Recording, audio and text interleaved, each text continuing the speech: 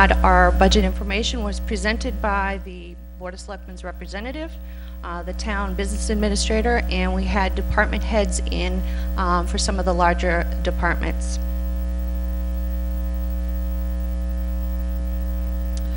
Our decision criteria. The budget committee makes its decision based on a couple of criteria. We consider the history of actual spending of previous years. Maybe a couple previous years, it may be several, it may be 5 or 10 previous years, but we do look at actual spending. We also then look at year-to-date spending. What is in the budget currently? Where is it spent to? What's left in the individual line items? We consider the rationale for why those dollars are being requested by the local officials. And then we look at what is a reasonable budget to present to the voters. We have limited resources. Some of the costs are fixed. We have to look at revenue projections, and we take that all into account when we make a decision.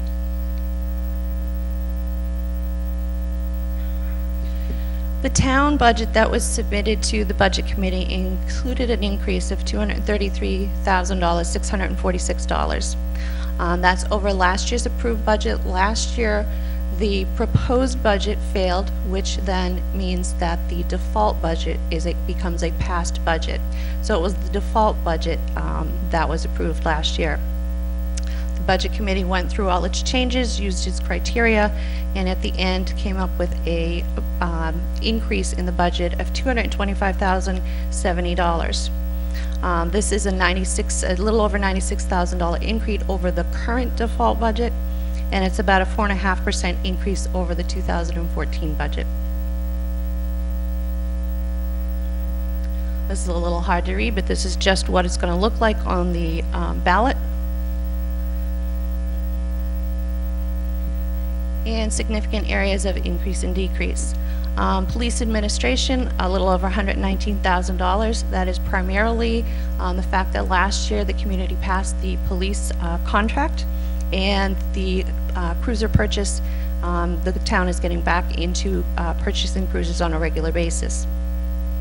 Information technology, the increase is primarily due to the information technology tech support contract.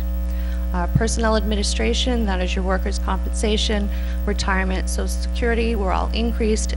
There was a slight decline in healthcare. Road maintenance budget, there was a slight increase in repairs and salt purchase. Assessing, this is year 5 of the assessment cycle. Every year the selectmen put aside a percentage or 1/5 of what they project the cost to be. This is year 5, so $11,806 increase is primarily due to that last increment needed for the assessment. Solid waste saw a decrease, and that is due to savings in recycling. Budget committee action.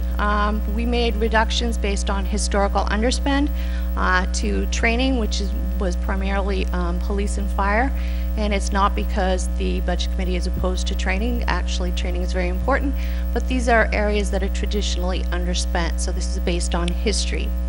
There was a reduction in the welfare account, again based on history.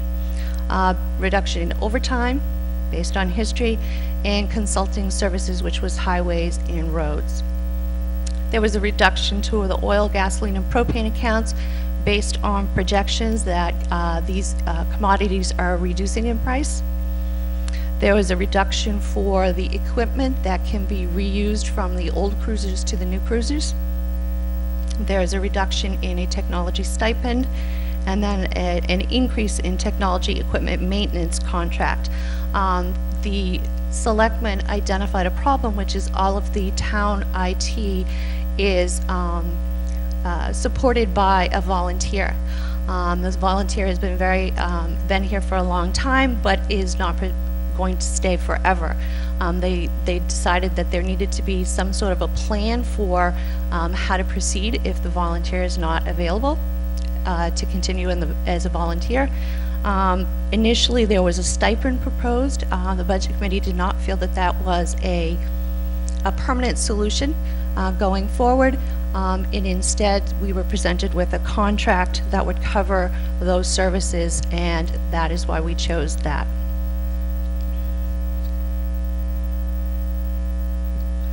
Warrant articles, road improvement warrant article, and this is supported unanimously by the Budget Committee. This is Article 6, to see if the town will vote to raise and appropriate the sum of $200,000 for the purpose of road pavement improvement projects. It is anticipated that these funds will be used towards the cost of repairs to Pinecrest and Blue Jay Way, as well as other roads as necessary. There are 77 miles of roadway in Litchfield. 61% of those, I believe, are in good condition, and there is a plan to bring the remaining roads up into good condition. And so the selectmen budget a small amount every year to try to bring the roads up to better condition.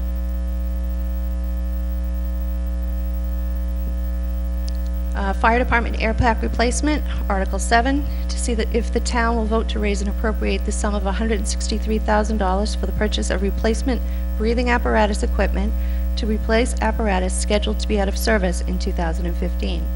It is the intention of the Fire Department to seek grant funding for this replacement and to fund this appropriation fully with the grant.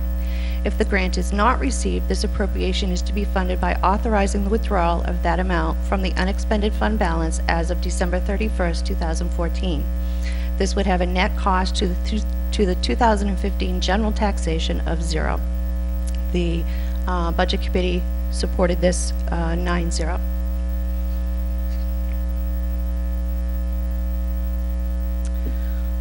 Fire Department utility vehicle, Article 8, to see if the town will vote to raise and appropriate the sum of $20,000 for the replacement of the utility vehicle used by the Fire Department. The Budget Committee did recommend this by a 7-2 vote. There's the need to replace one of the Fire Department vehicles. However, it was felt that this is not a year that could fund a brand new vehicle. The $20,000 is an amount that was determined. They would go out and search for a used vehicle for this purpose.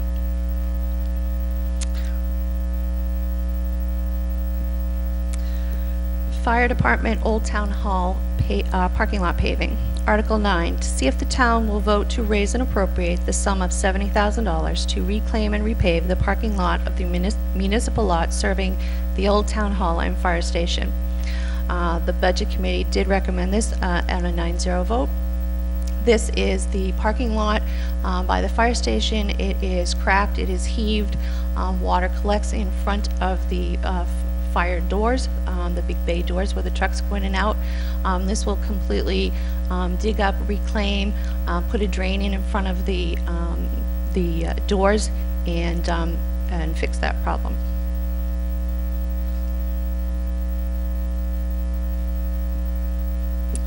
Public Works Expendable Trust Fund Deposit, Article 10, to see if the town will vote to raise and appropriate the sum of $12,970 for deposit into the Public Works Expendable Trust Fund previously established. Said sum represents the amount withdrawn in 2014 for replacement of a baler at the solid waste facility. This was supported by the Budget Committee 9-0. This is a baler that broke down the previous year. Money was taken out of the trust fund to replace that, and this is replenishing that fund.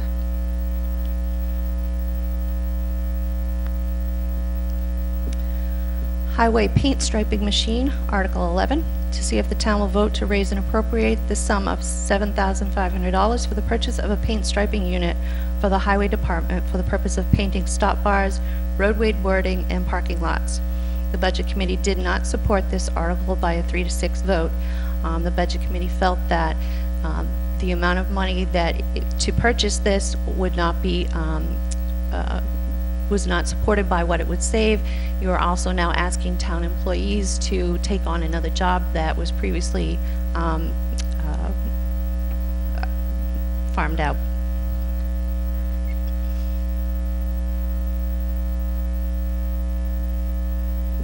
Route 102 intersection Albuquerque Ave extension, Article 12, to see if the town will vote to raise and appropriate the sum of $160,000 for planning, design, engineering, and permitting for extending Albuquerque Ave to a new intersection along New Hampshire Route 102.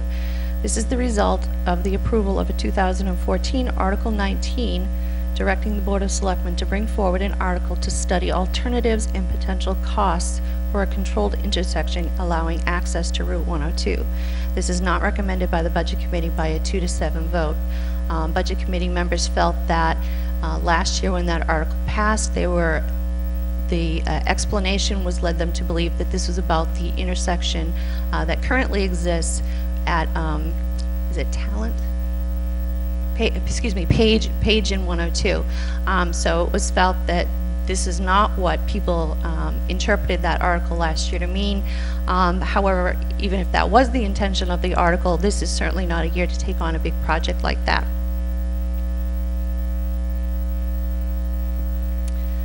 Human Service Agencies, Article 13, to see if the town will vote to raise and appropriate the sum of $11,250 to support the requests of human service agencies, including Big Brother, Big Sisters, Home Health and Hospice Care, St. Joseph's Community Services, Meals on Wheels, Bridges, and Community Council of Nashua.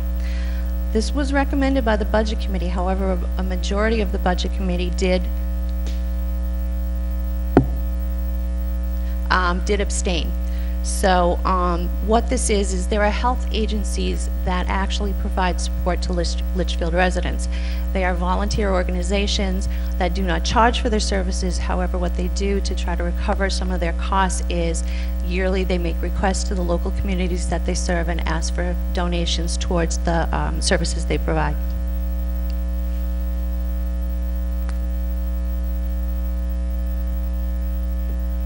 Non-union wage plan implementation, Article 14, to see if the town will vote to raise and appropriate the sum of $30,000 for implementation of the first phase of a revised employee wage plan, as approved by the Board of Selectmen in 2013 for non-union employees. The wage schedule for these employees has not been adjusted since 2010. It is estimated that implementing this plan will take 3 years. The Budget Committee did support this by a 9-0 vote. This is the first phase. This first year of a 3-year phase-in. The Budget Committee feels it's very important to have the community weigh in on these kinds of wage increases. So, potential tax impact. The recommended budget, which is the Budget Committee's budget, would increase the tax rate per per thousand by 9 cents. This is estimated to be a $36 increase on a house valued at $400,000. The Budget Committee just uses throughout all of its budgets a $400,000 house as an average in Litchfield. So, whatever your valuation is, higher or lower, this just gives you an idea. The default budget would increase the tax rate by 3 cents, and this would be an estimated $12 increase on a house valued at $400,000.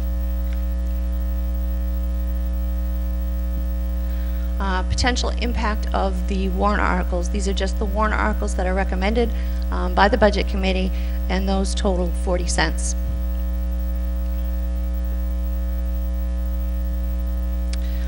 All told, the current tax rate, $3.74. The proposed increase, which is the 9 cents and the 40 cents, to a 49-cent increase, and that would estimated to be $196 on that typical $400,000 house in Litchfield. And at this point, I would open it up to any comments or questions from the community.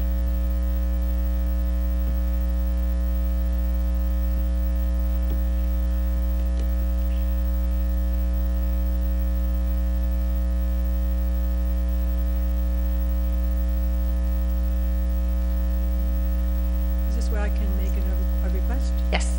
Okay, Joan McKibben representing the Conservation Commission. The Conservation Commission would like to request a couple items added to our budget under number 1 under property management. A total of $1,500 added. That would be $250 for gravel at Moores Falls parking lot, $250 for a new gate and lock at Moores Falls, and $1,000 for maintenance at Parker Park, that's at Route 3A in Pinecrest, for the county community service workers. And then also add $300 to equipment purchase for 2 bat boxes. That was at the request of the Mosquito District Commission, which is a total of $1,800 added, would request.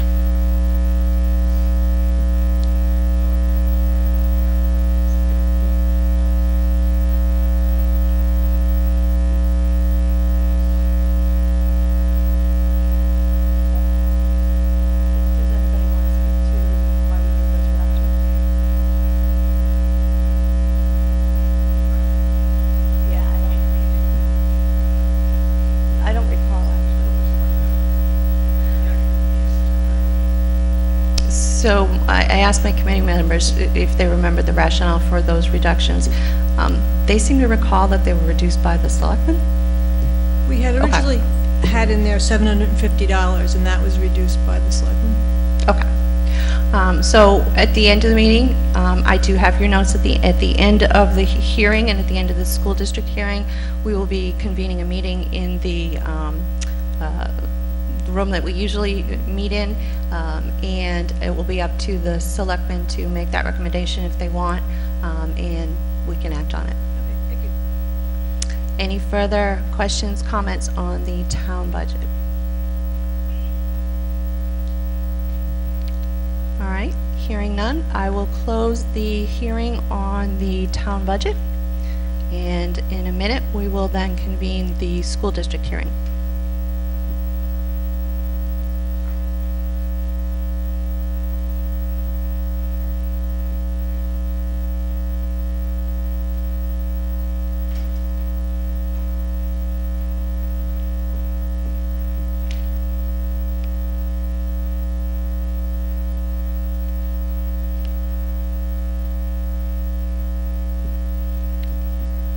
All right, I would like to convene the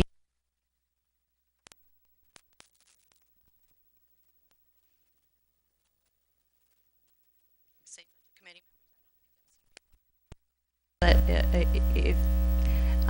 if you haven't, if you have, these are the members of the budget committee.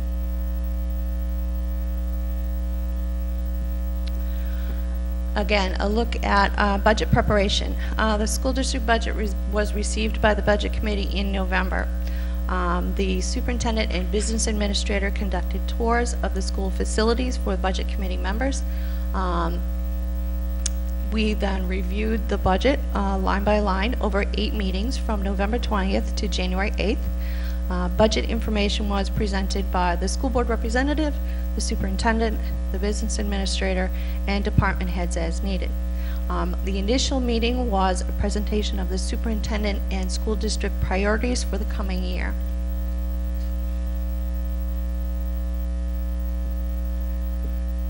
Decision criteria. Again, the criteria is the same as when we review the town budget.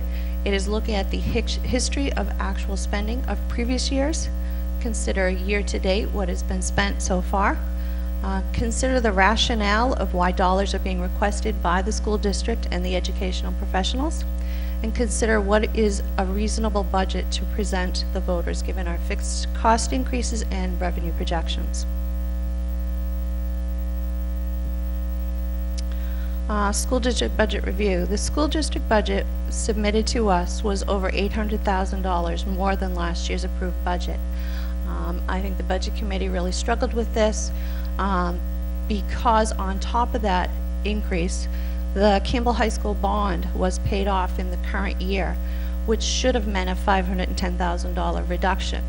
So the fact that it was $800,000 plus the $500,000 meant that it really was a $1.3 million increase in the school district budget.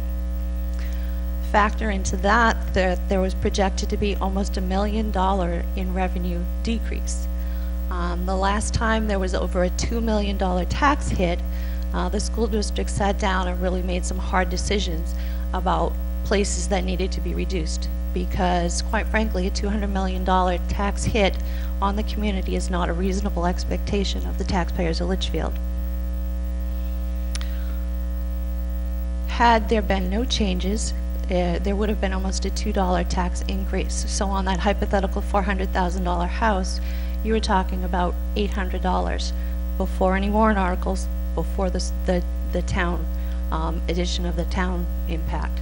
And that the Budget Committee felt that that was not something that could stay as it was. Budget Committee made numerous reductions. They totaled $887,548, and the recommended budget is slightly less than last year's approved budget, but the projected tax impact is still an increase of 91 cents. The default budget is $138,452 higher than the proposed budget and would add another 17 cents to the estimated tax rate, bringing that to $1.08 increase. The Budget Committee left over $400,000 in increases in the budget.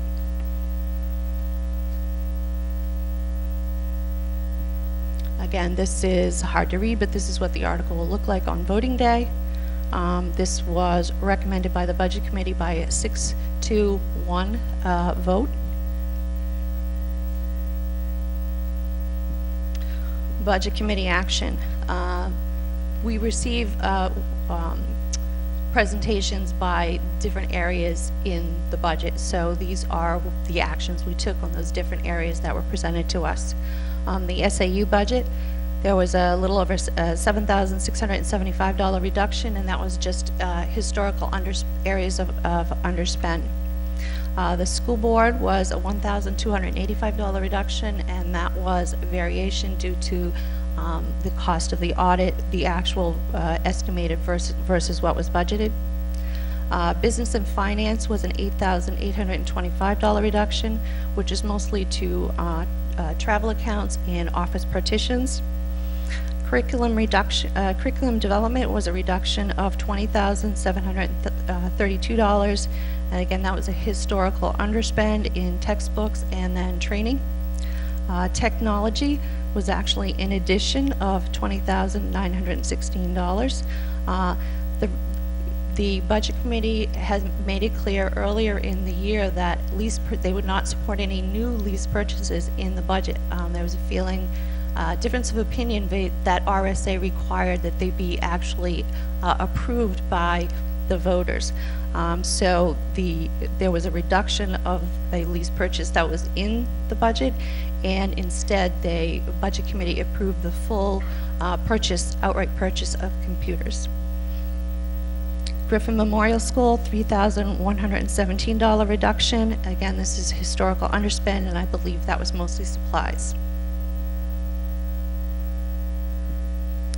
Litchfield Middle School, an $8,011 reduction. Again, historical underspend and musical instruments. There was a request by the music department to fund 3 instruments.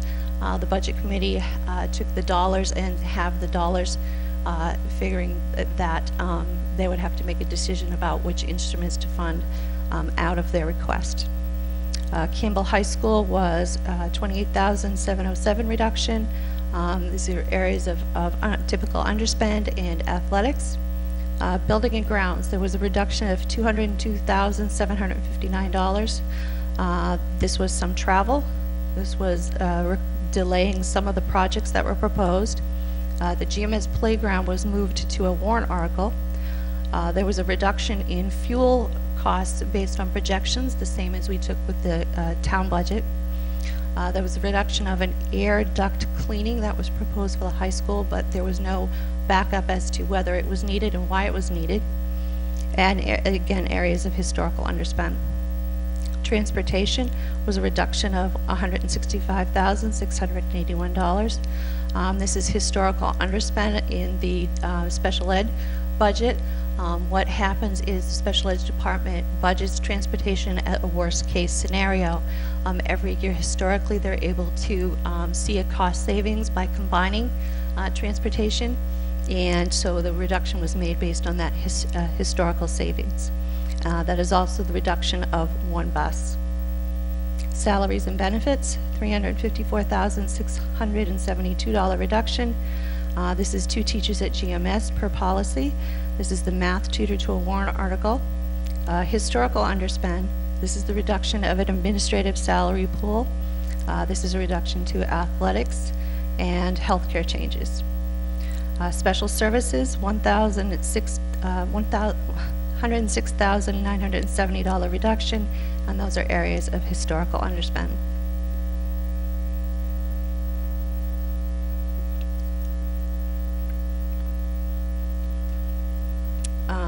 The funding was left in the budget to cover district priorities. Again, as I said at the beginning, our very first meeting was a presentation by the superintendent as to what the priorities were for the school district for the coming year.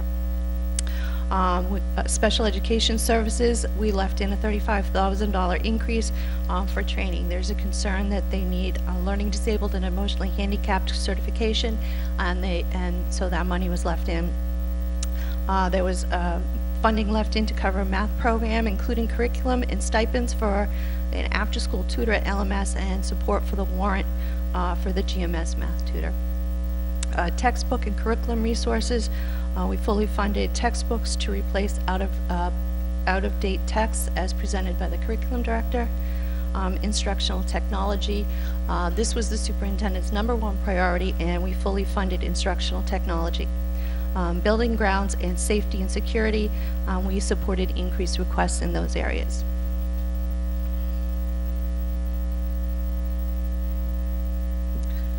Article 2, shall the Litchfield School District vote to raise and appropriate the sum of $79,535.57 for the purpose of funding salary and benefits for a full-time district technology database administrator position to support the new student information system.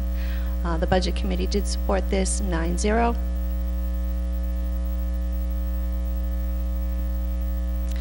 Article 3, shall the school district vote to raise and appropriate the sum of $80,000 to enhance exterior video capacity to include main entrance and perimeter of the building, new call box system for visitors seeking entrance to the building during school hours, and exterior audio annunciators for emergency broadcast at Griffin Memorial School, Litchfield Middle School, and Campbell High School. The Budget Committee did support this. Again, it was a vote of 3-2 with 4 members abstaining.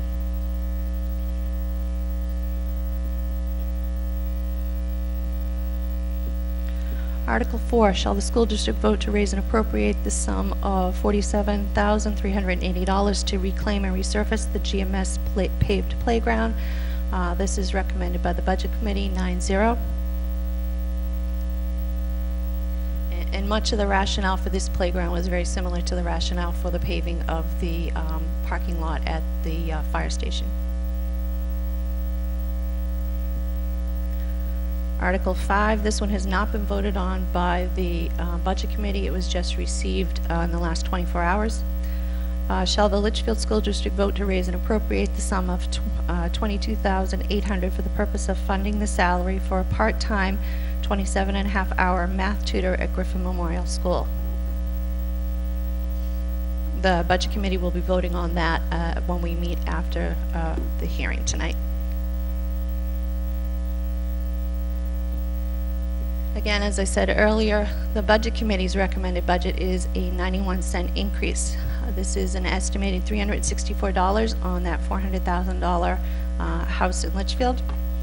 The default budget adds an additional 17 cents, so that would make the tax impact $1.08, or a $432 increase on a house valued at $400,000.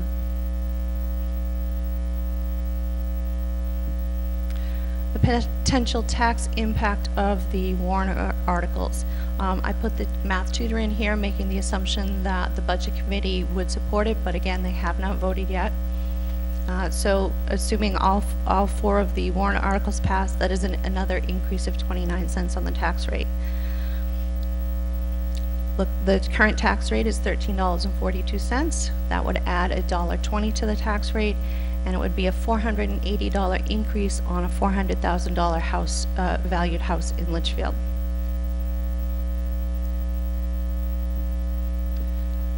At this point, are there any questions or comments?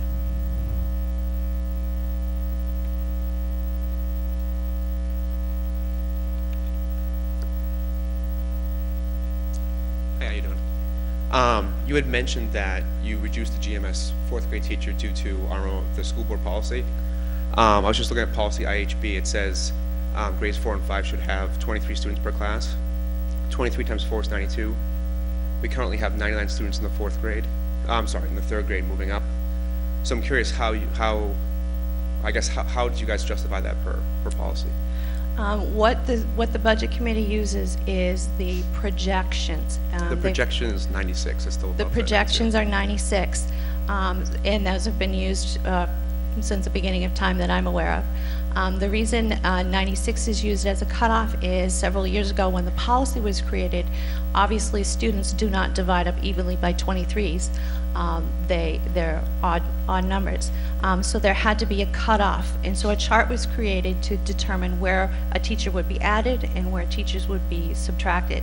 96 is the cutoff, so based on the projections, it's a mathematical equation. Based on the projections, there's a reduction of the funding for one teacher. So what happens when there's still 99 kids next year? This actually happens all the time. In July and August, the school board takes a look at the actual student enrollment, and many times in the past, teachers have had to be added. So if the school board looks in this summer and they determine there needs to be an additional teacher, it's a reorganization of your priorities and you fund that teacher. What happens when we have to add a first grade teacher as well? How do we find 2 teachers in the budget? It's happened before. You have to. Did you guys look at the first grade numbers and projections there? They all, yes, they all fall in. Currently, there's 77 kids in kindergarten. The first grade cutoff is, I think, 84.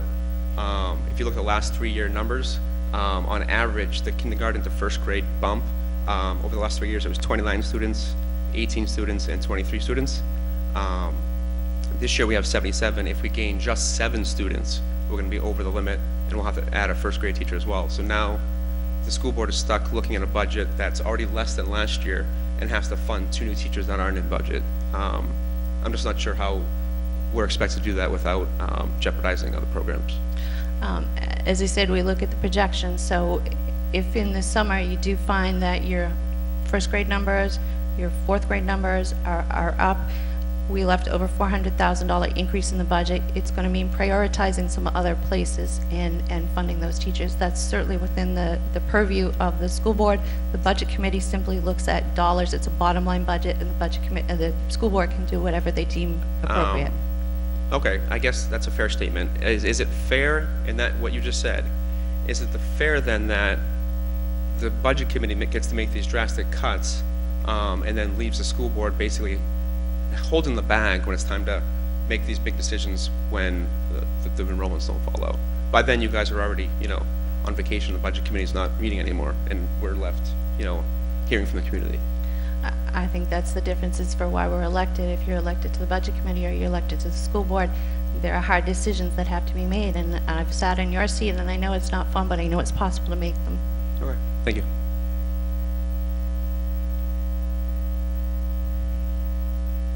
Any further comments or questions?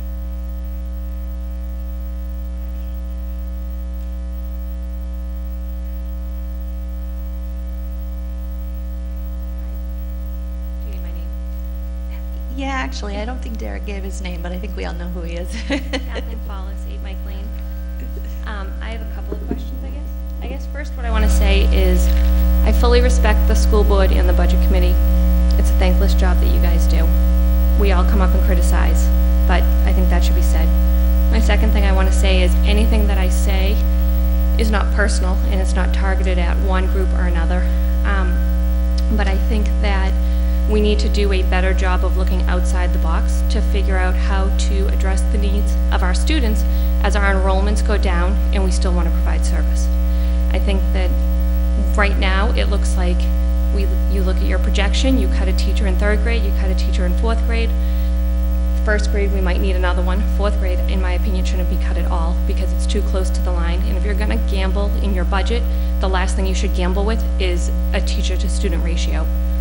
That's just my opinion. There's many other places. If you want to gamble with the GMS playground parking lot, it was just paved 4 years ago. Gamble with that.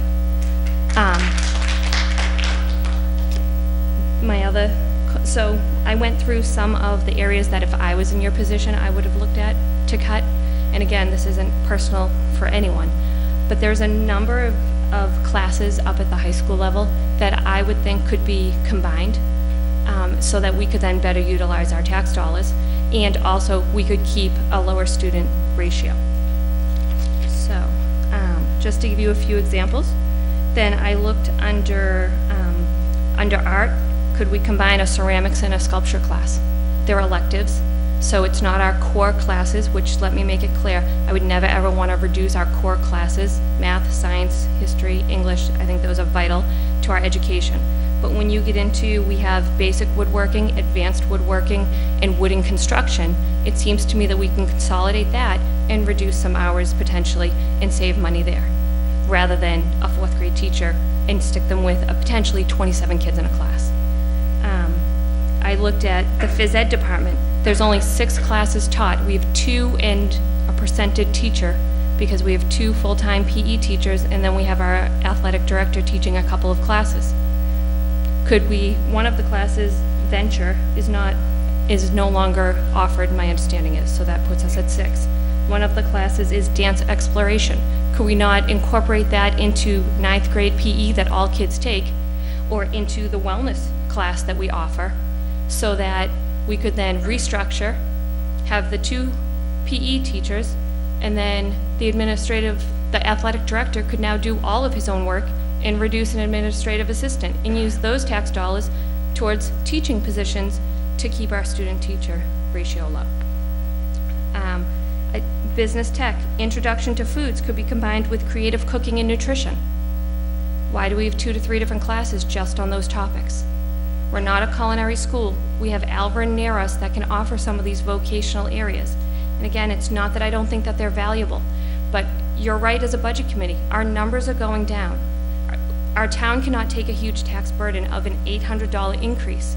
I have kids in the school. I support the school. I want the best education I can have for my child. But at the same time, we have to be cognizant, and especially you, not the school board, but you. There are elderly trying to make their bills. There are families scraping by. So I understand that there's a balance. However, I don't think the balance is targeting the paraprofessionals that are there with our kids, the teachers that are there with our kids, when we're talking the direct one-on-one. Look at some of these electives. We have, let me see, I mentioned the woodworking, interpersonal relationships is a class, independent living is a class. Could we not combine those? Both of them talk about resume writing, career planning. Isn't that covered under freshman seminar or one of those other classes we already have? Do we need to have all of these offered? My understanding is there are classes up at the high school level that have 11 kids in them.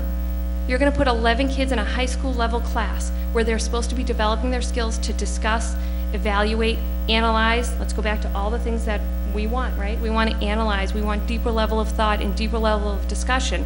But you're going to put 11 kids in a class at the high school level. But you're going to put 27 kids in a 4th grade class who are trying to get their foundation skills down. And then we're going to wonder why our kids are struggling in math.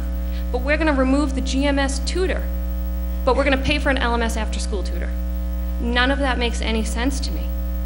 I feel like our priorities are a little bit mixed up. We go through the budget, we cut these areas that either we think there's going to be a reaction, and you're going to get those of us out here because we're cranky about it, or you cut areas that are easy because it's a line item that meets the budget level that needs to be reduced, instead of going through and working together, which I don't know if that ever happens with the budget committee and the school committee, but working together and figuring out how we can provide the best education, hit the points that we need, and also make it manageable for the taxpayer.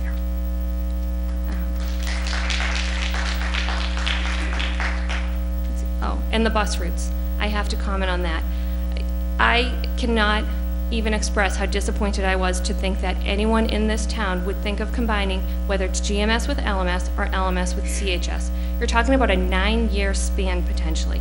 10-year-olds with 19-year-olds. Which one of you on that stage would want to put a 10-year-old with a 19-year-old? They are so developmentally far apart, it's not even fathomable to me. And I have kids at GMS and LMS, so clearly I'm biased.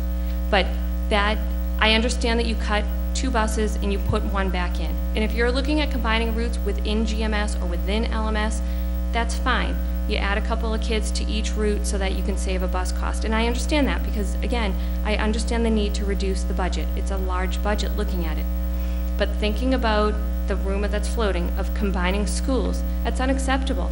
Again, take away the parking lot, take away advanced woodworking. They can, if a student truly wants that, they're probably going to Alvern for the Vogue anyways. But prioritize what we're offering our kids and offer them what they need. Don't take away what they don't. Several times I've asked about whether it's a pay-to-play, and I'm told that it's not part of free and appropriate education, but we have our kids pay to get to school. Add in a transportation fee, a participation fee, a facility use, not all of them, but one of them, something to offset the large cost. If it costs so much for our kids to get to school that we're thinking about combining schools together, then we should be thinking about a transportation fee for all of our after-school activities that use transportation. You shouldn't get a free pass on a bus to go to, I don't care if it's Destination Imagination activity or robotics or a football game, if you can't even get a free pass to get to school and you're stuck on a bus with 12th graders when you're in 5th grade. So, that's it. Thank you. So just to clarify, there was never a proposal by the Budget Committee to combine elementary, middle students with high school students. That is not something the Budget Committee proposed to do. That is not something the Budget Committee could do. The Budget Committee made a bus reduction, again, based on that historical look, looking at the student population, and knowing that we used to have 9 buses, and we were able to make those runs appropriately. In terms of the math tutor, again, the reason the math tutor was initially cut was not because the Budget Committee didn't support it. Every member said they wholeheartedly supported it.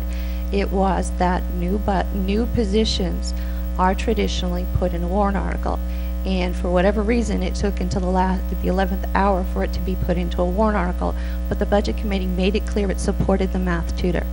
So I want to make that clear as well.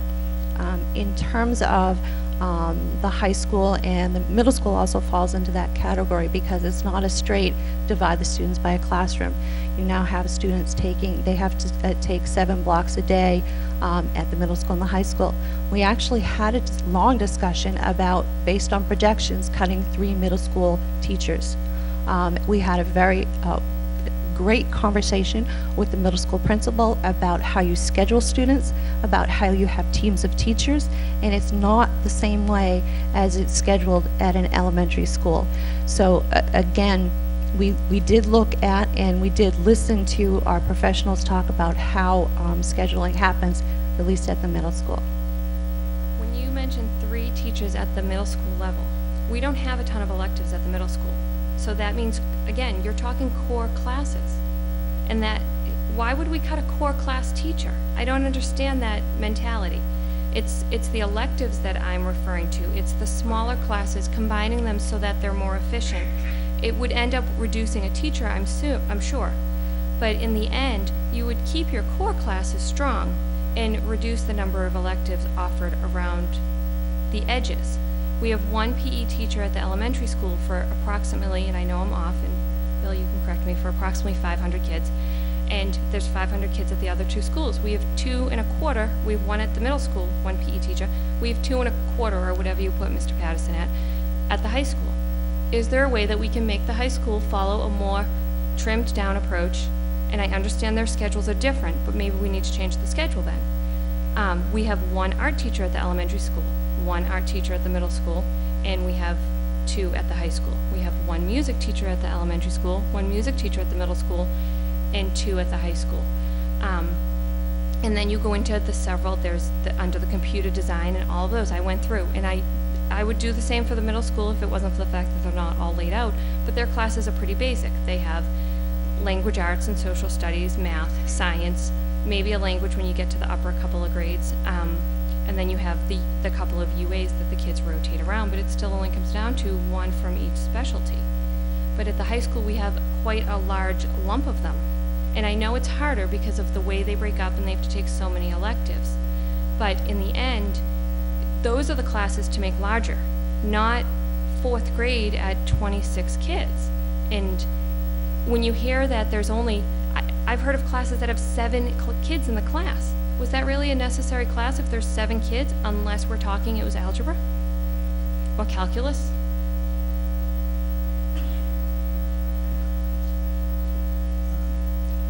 As usual, you come up with some very good points. Let me just point something out, that what is going to be voted on in March is a number, and that's on that warrant article you saw. It's a number of $19 million or something like that. We have absolutely, Budget Committee has absolutely no control, no input as to how that money will be spent and allocated.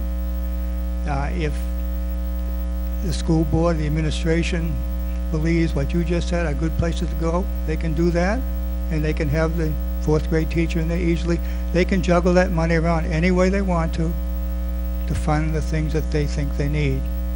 And you've offered up some suggestions on how they might do that. But the number that we're voting on will be that bottom line number. You know, the Budget Committee may have talked about and suggested here's the way how we would get to it, but school board administration doesn't have to go that way. And by the way, every year they've had surplus money left over.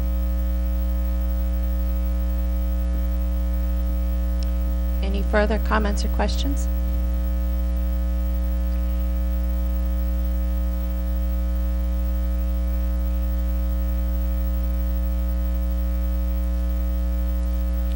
John Latcher, 10 McElwain Drive, Litchfield, New Hampshire. First of all, I want to thank all of you for your work for the community. It's really appreciated. Thank you. I just had a question on the air duct cleaning. Do we know the cost of that? It was $65,000. $65,000, and that's for all 3 schools? No, that was just for Campbell High School. Just for Campbell High School. Can I ask why we're not doing that? There was some very technical discussion, so I will call on somebody who was up on that.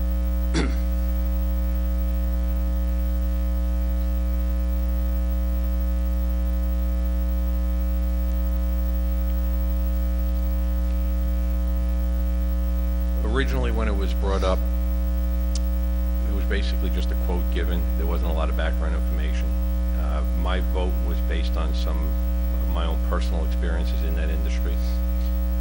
I think it was pretty much unanimous at that point, too, that it wasn't necessary based upon the information given. But part of the information given was that it needs to be done every 3 years for $65,000 in this school only. So besides being a huge budget issue, we felt proper maintenance of the HVAC system, filter changes, which there's plenty of money in there for that, that was sufficient. There was no hard evidence that the air ducts in the school need cleaning. Was that, excuse me, was that from an expert that said that, or just from your perspective? The Budget Committee was presented with a quote, just so I'm guessing somebody within the school district went and asked an air duct cleaning company how much would it cost to clean the ducts. So just a quote was presented. The testing is done at the 3 schools, isn't it? Or is it just done at GMS? Air quality. I thought it's all 3 schools, so I think regular testing, and somebody could please correct me, I know it was done at GMS on a regular basis, but I believe it's done at all 3 schools. Well, I know air quality affects education. I know that from a personal point of view. Absolutely. I had to actually take my daughter out of a school because of the conditions there. And I fought it for over a year. And finally somebody went up and checked it out and found out that 3 out of the 4 ventilation units weren't working for a number of years. So I know all about HVAC. Obviously if the ductwork's clogged somewhere along the line in this huge building, it's going to eventually backtrack to the HVAC systems itself, which is going to cost me even more money coming out of my pocket. It could very well be. You might be correct. No, it could. No, it will. There's no question about it. I guess what the point we're making is that there was no evidence proof. For example, I'm well aware of indoor air quality, carpets, furniture, upholstery. I mean, there's a lot of issues with indoor air quality, even from floor finishes to chemicals used in cleaning. So there's a lot of issues with air quality. So HVAC cleaning is one part of it. So I guess if somebody wanted to come up with a comprehensive plan that includes testing and mitigation and usage of proper chemicals and changing of upholsteries that maybe either off gas and carpets that off gas or create more dust than others. I mean, that's part of a whole bigger picture that is a worthwhile conversation. So you said every 3 years it was supposed to be? That's what the quote the school district brought to us. They said this is something that the duct cleaning company recommended we do every 3 years. Do you know when the last time it Never. was done? It hasn't been done It's since never the school's done. been built? Correct. Okay. I guess that, When this, So, when I this just- topic came up, we asked for a copy of the quote, and we asked for backup information as to whether there was a problem and that this would actually fix that problem. We never received any backup, so we did ask questions. Yeah, but if I can interrupt you for a minute, that's like running a car without changing the oil, okay? That's what it is, okay? Eventually, the car's gonna break down. And how many students do we have in this school? 600 roughly? About 500, About 500. And how many years has this school been open? 15. 15? So 5 times 15, 75,000 kids have been in and out of this building? Pretty much, right? Mhm. Everybody comes in with sicknesses and illnesses, right? Which, if the ventilation system, which probably isn't working efficiently, seeing that you just told me that it hasn't been done since the school opened, right? Regular So that could maintenance. lead to sicknesses, unnecessary absences from students and teachers in this building, okay? So it's something that I really, really would ask the Budget Committee to reconsider tonight. Thank you very much. Yeah, thank you. We did ask about regular maintenance. We were told that regular maintenance is done, filters changed and all of that.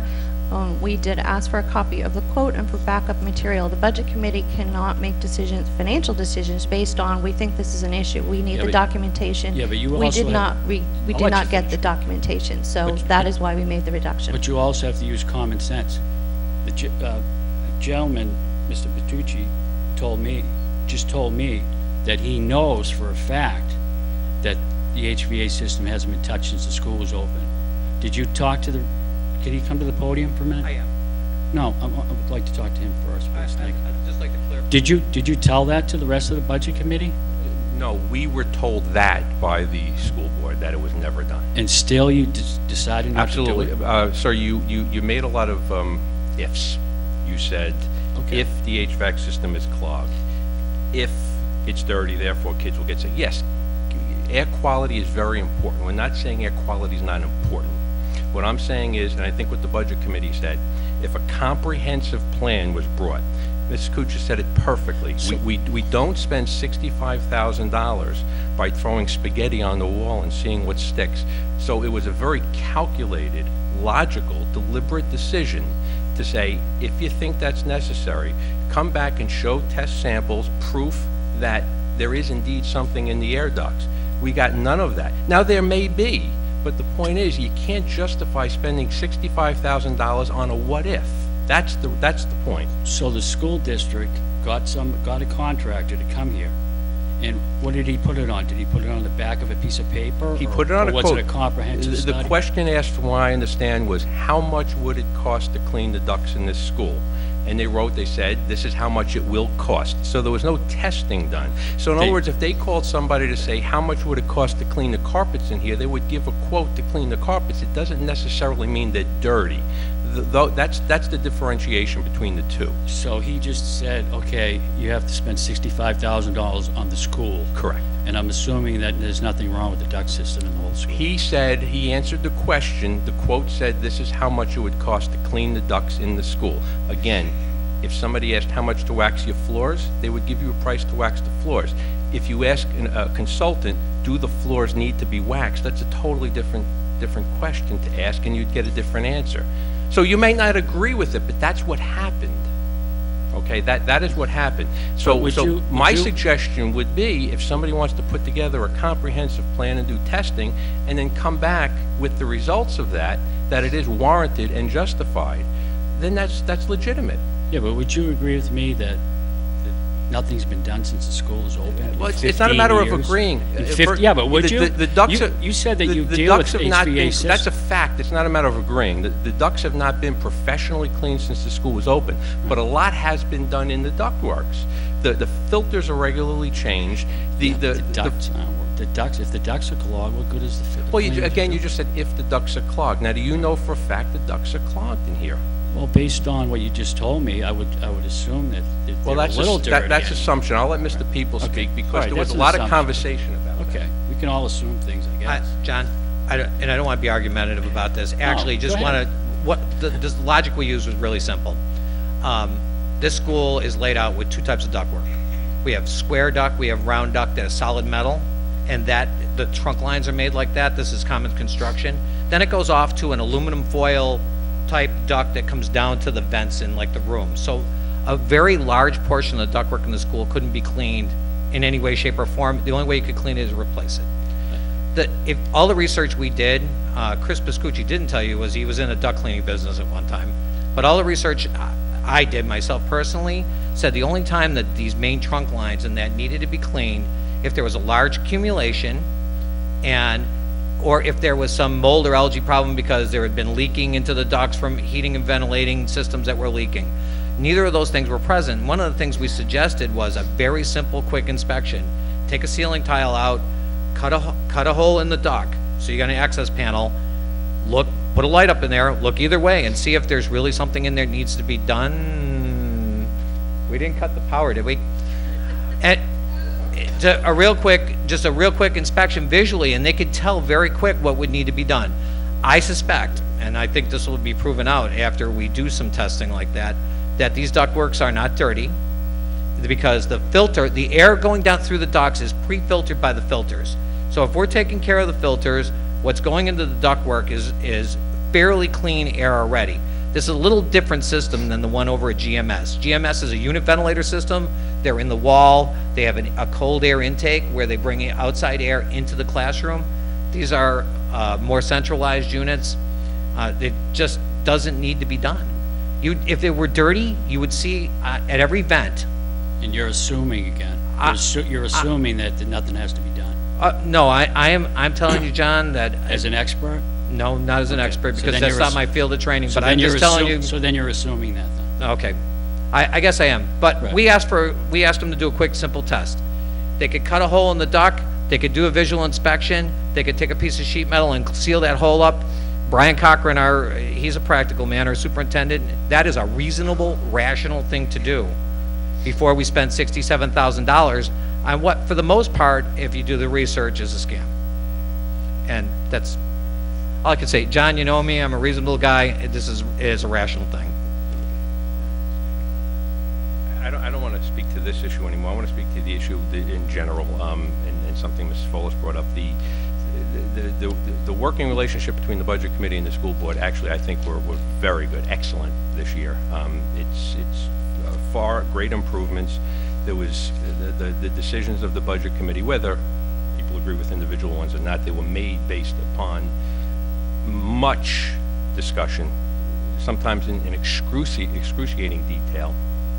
Justification was asked, justification was given, rationale, pros and cons. There was playing devil's advocate on most decisions, based on historical things, as Kuchar said. Cindy did a fantastic job as chairman, bringing the group together and keeping them focused. So, getting back to the previous issue, let's say with the teacher and the additional school bus, it is a bottom line.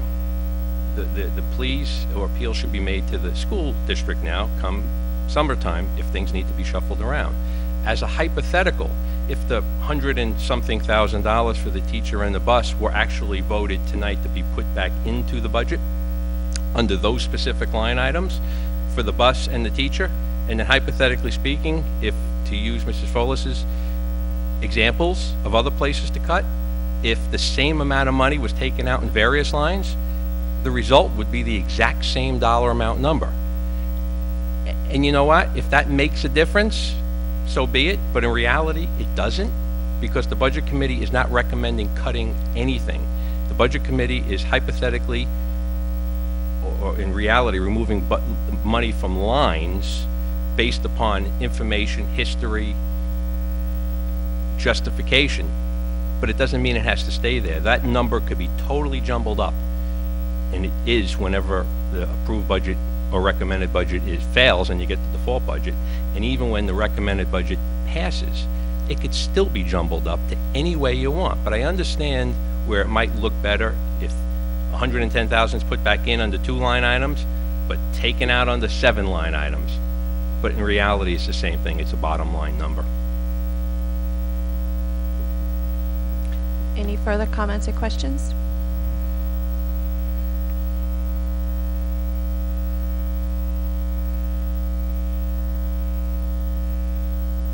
All right, hearing none, I will close the hearing of the school district budget.